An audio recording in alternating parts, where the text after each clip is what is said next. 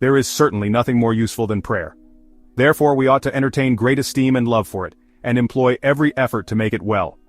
All the saints have shown great love for this exercise.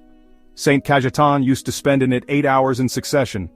Saint Margaret, Queen of Scotland, and Saint Stephen, King of Hungary, almost all night. Saint Francis of Rome, all the time that was left from her ordinary occupations. Saint Rose of Lima, 12 hours a day.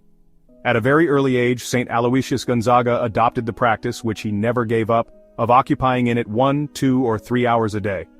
When he was at court, he hid himself in the woods, that he might not be interrupted while praying by his companions.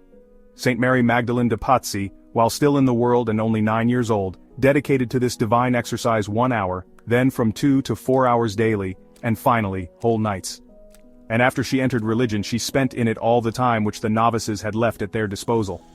Saint John Birchmans, from the age of 11, gave to it all the time that remained from his studies. Any corner of the house served him for an oratory, and he was often found by his family at midnight praying with bare knees upon the ground.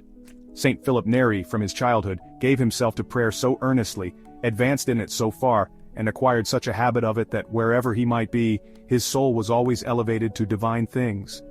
And so, when his room was full of people and various affairs were under discussion, he could not sometimes refrain from raising his eyes or hands to heaven, or uttering some aspiration, though he watched over himself carefully, that he might do nothing of the sort in the presence of others.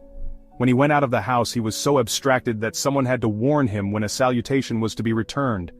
And sometimes, when his attention had been secured with great difficulty and by pulling his robe, he would make a gesture like a person who has just been roused from a heavy sleep.